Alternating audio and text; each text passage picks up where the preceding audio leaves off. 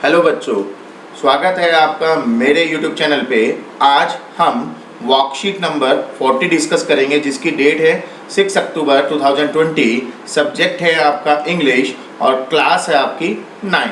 As usual students, आपको यहाँ पर अपना नाम लिखना है और यहाँ पर आपको अपने क्लास टीचर का नाम लिखना है। तो स्टूडेंट्स, आज हम डिस्कस करेंगे जो टॉपिक है हमारा वो है रेन ऑन द रूफ, मतलब छत के ऊपर जो बारिश हो रही है उसकी बूंदें कैसे हमें आकर्षित करती है अपनी ओर और कैसा हमें फील होता है, वो सारा कुछ डिस्कशन हम इस कॉम्प्रीहेंशन में डिस्कस करेंगे और उसके बाद इसके क्वेश्चन एंड आंसर पढ़ेंगे। ठीक है बच्चों, तो जल्दी से आप मेरे चैनल पे अगर आप न्यू हैं तो जल्दी से आप सब्सक्राइब करें विद बेल आइकन, जिससे कि नोटिफिकेशन आपको तुरंत मिलते रहे।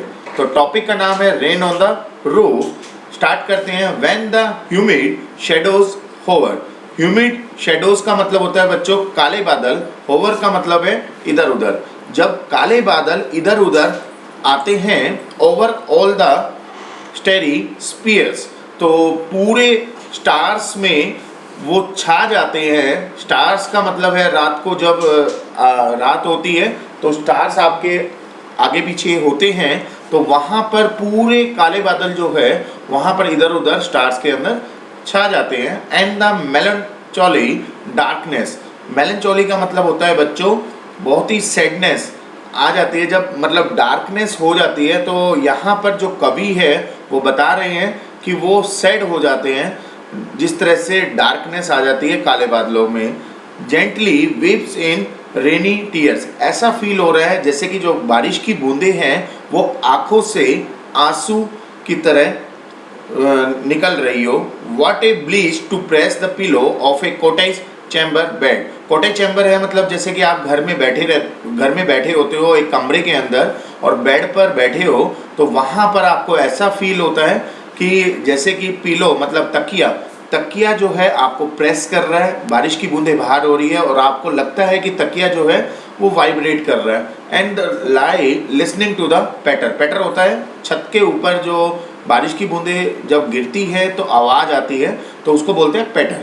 तो यू कैन से कि आप लिसन कर रहे हो वो बूंदों को of the soft rain over head, जो बेसिकली इस तरह से सॉफ्टली जो है आपकी रेन धीरे धीरे ओवरहेड की तरफ मूव कर रही है। Ever tinkle on the singles होता है बच्चों लकड़ी का जो यू कैन से स्क्वायर और रेक्टेंगुलर की शेप में छत पे रखा होता है कोई भी लकड़ी का शेप, और टिंकल होता है जैसे बारिश की एक सिंगल बूंद जो होती है उसको टिंकल बोलते हैं। तो हर एक बूंद जो है उस लकड़ी के यू कैन से शेप पे गिर रही है। Has an echo in the heart. आपके दिल में एक इको सी क्रिएट हो रही है, आवाज़ सी आ रही है। And 1000 dreamy fancies into busy being start. और काफ़ी सारी जो सपने हैं, जैसे कि कई बार बारिश की बूंदें होती है तो आप आंखें बंद करके आपको फील होता है कि हाँ अलग अलग तरह के सपने आपके माइंड में आते हैं और आप ऐसा लगता है कि हाँ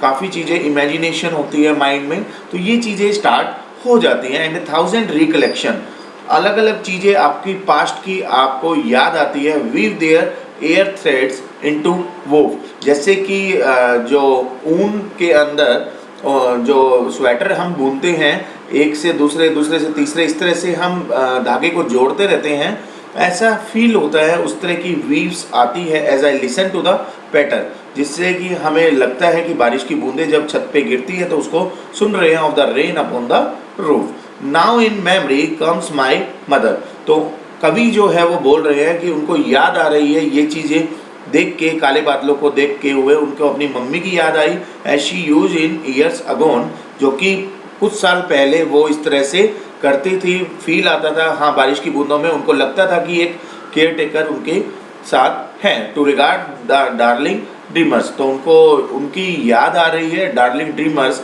के नाम से वो यू कैन से बोलते थे। ईयर का मतलब होता है बच्चों before she left them till the dawn. तो वो बता रहे हैं कि जब वो मतलब नहीं थे, जब वो नहीं है, तो उस केस में यहाँ पर बताया जा रहा है कि कुछ साल पहले वो इस तरह से उनको फील कराते थे कि जैसे बारिश की बूंदों में उनको अच्छा लगता है। Oh I feel her fond look on me, उनको फील हो रहा है कि जैसे कि वो उनकी तरफ देख रही हो। As I list to this refrain, refrain का मतलब है बच्चों काले बादल यहाँ पर रिप्रेजेंट किया है, उनको ऐसा लग रहा है कि उनको लिस्टेड कर रहे हैं which is played upon the shingles by the patter of the rain. Shingles मतलब वही चीज़ जो मैंने आपको बताया, लकड़ी की शेप जो है स्क्वायर या रेक्टेंगुलर, ऐसा लग रहा है कि जैसे कि रेन की बूंदें जो है आ रही है और उनसे वो प्ले कर रहे हैं। ठीक है बच्चों, ये जो पूरी की पूरी पोइट्री थी ये किसने लिखी है, वो है कॉट्स किनी। कॉट्स किनी ने यहाँ पर रिप्रेजेंट किया है ये पूरी की पूरी पोइट को। अब यहाँ पर क्वेश्चन एंड आंसर हम देख लेते हैं बच्चों, क्या है। Read the given above poem, जो हम पढ़ चुके हैं, and answer the following question.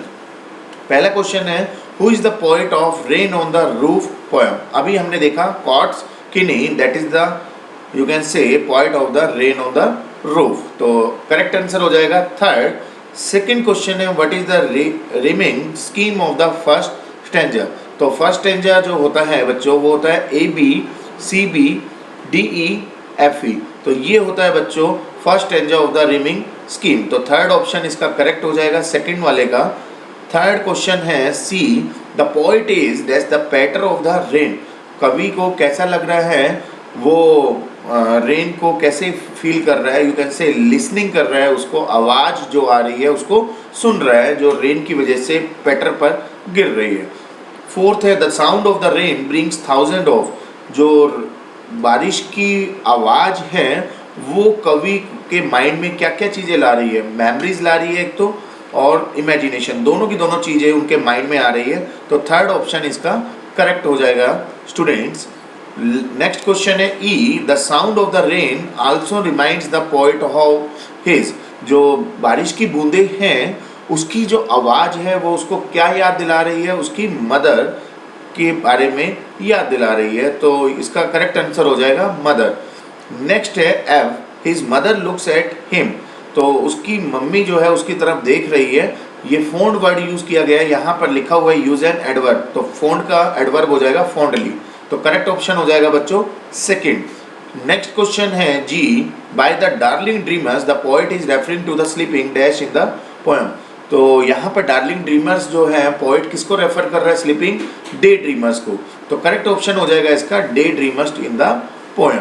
And the last question for this video, how do you feel when it rains. कैसा लगता है जब बारिश होती है, तो बहुत ही ज़्यादा अच्छा लगता है, यू कैन से मन में विचार बहुत अच्छे अच्छे आते हैं, तो इसका करेक्ट आंसर हो जाएगा बच्चों हैप्पी।